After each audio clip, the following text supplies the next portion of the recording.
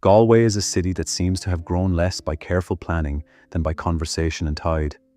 It sits where the swift River Corrib meets the open breath of Galway Bay, a place where the water rushes with enthusiasm and the wind carries the sound of distant fiddles. If you enjoy stunning drone views paired with unforgettable history, make sure to like, subscribe, and ring the bell so you never miss an adventure with Horizon History. Let's take flight. The Irish name Gaelimb is often said to come from the ancient river goddess Gaileam, though like many explanations in Ireland, the story arrives wrapped in myth and poetic guesswork.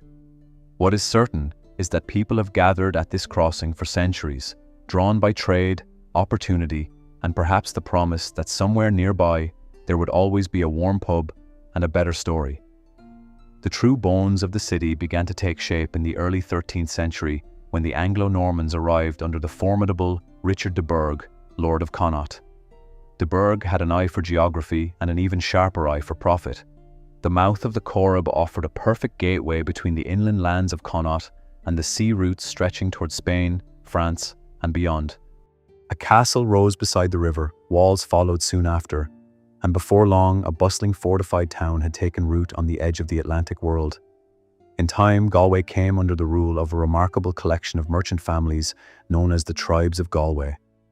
There were 14 of them in all, names like Blake, Lynch, Kerwin, Morris, Martin, Brown, and Joyce, Norman in origin, but gradually woven into the fabric of Irish life. They governed the city for centuries, trading with Europe and ruling Galway with the proud confidence of men who believed their small port might very well be the center of the known world. Under the tribes, Galway prospered. Spanish and French ships arrived in the harbour with wine, iron, and fine cloth, while the merchants of Galway sent out hides, wool, and salted fish gathered from the rugged lands of Connaught. The port became a lively meeting point of languages and cultures. It was said that a Galway merchant could bargain in Irish by morning, Latin by afternoon, and Spanish by evening, though whether the wine or the business came first in those conversations is a matter best left to speculation. The wealth of those merchant families can still be glimpsed in the surviving buildings of the old town. One of the most handsome is Lynch's Castle, a sturdy 15th century townhouse that still stands proudly along Shop Street. Its carved stone windows and coats of arms speak of an age when Galway's merchants believed good architecture was just another way of announcing success. Today, it houses a bank, which is perhaps fitting, as the building has clearly been interested in money for most of its life. Galway's history, like most Irish histories, contains both pride and tragedy. One of the city's most famous legends concerns James Lynch FitzStephen, a mayor in the late 15th century. According to the tale, he sentenced his own son to death for murder when no one else in the town would carry out the sentence. Whether the story is entirely true or polished by generations of dramatic retelling is difficult to say, but Galway people tell it with such conviction that it feels almost rude to doubt them. Faith has also shaped the character of the city across the centuries.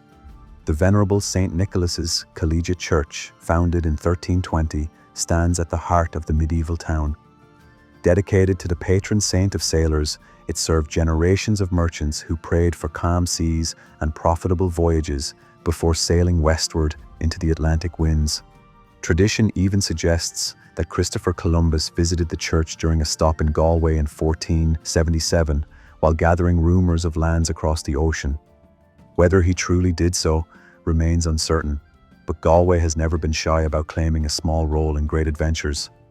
Centuries later, another great church would rise along the banks of the Corrib. Galway Cathedral, formerly the Cathedral of Our Lady Assumed into Heaven and St. Nicholas, is one of the youngest great cathedrals in Europe, completed in 1965.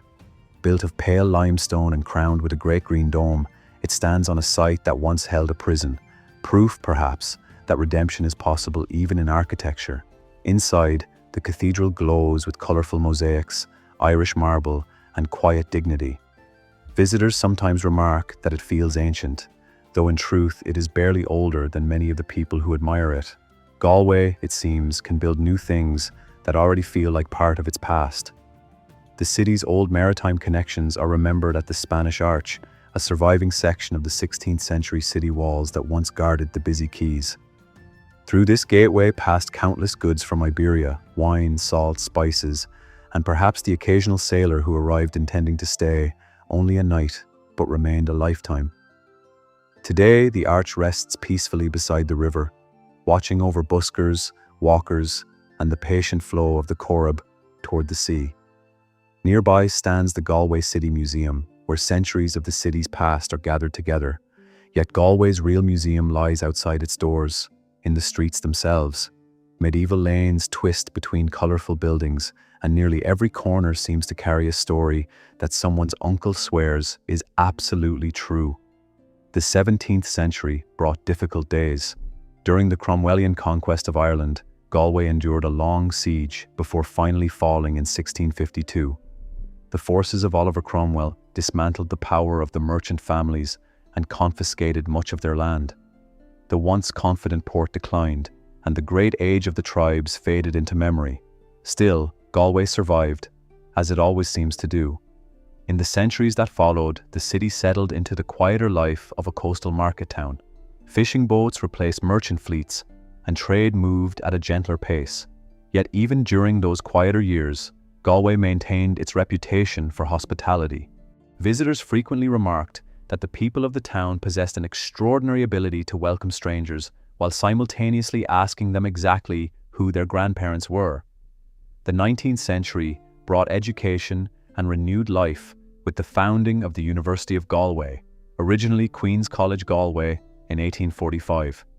Students arrived with books, ideas, and a certain lively restlessness that suited the city perfectly. Professors attempted serious scholarship, while outside the lecture halls the streets hummed with music and conversation. At the centre of modern Galway lies Eyre Square, the city's gathering place. Officially, it bears the name John F. Kennedy Memorial Park, after the American president's visit in 1963, though locals continue to call it Eyre Square with cheerful stubbornness. From here, the narrow streets of the Latin Quarter spill outward, filled with shops, cafes, and musicians who appear as if summoned by the evening air. Walk along Shop Street on a summer night, and the centuries seem to mingle comfortably together. A medieval stone arch stands beside a modern cafe. A busker plays a fiddle tune older than the building behind him. Tourists wander happily, while locals discuss politics, poetry, or the fortunes of the Galway football team with equal seriousness. And always there is the sea. Galway Bay has shaped the imagination of the city from the beginning. It carried merchants and sailors, emigrants and explorers, and it still brings the Atlantic breeze that sweeps through the streets like an old companion. At nearby Salt Hill, walkers stroll along the promenade and, by long-standing tradition, kick the wall at the end for luck, a ritual that proves Galway people believe firmly in simple superstitions. In modern times, Galway has become famous for its festivals.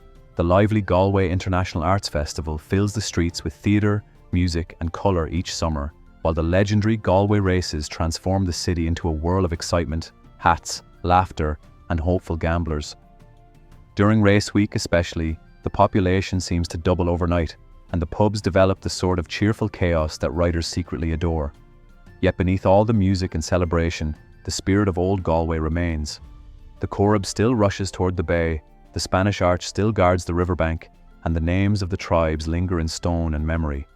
Above it all, the great dome of Galway Cathedral rises calmly over the city, its bells reminding the streets below that time moves forward, even in a place so fond of its past. Galway today feels less like a city and more like a gathering place. Traders once met sailors here, poets found their audience, and strangers discovered that one evening in a Galway pub can turn into 3 without anyone noticing.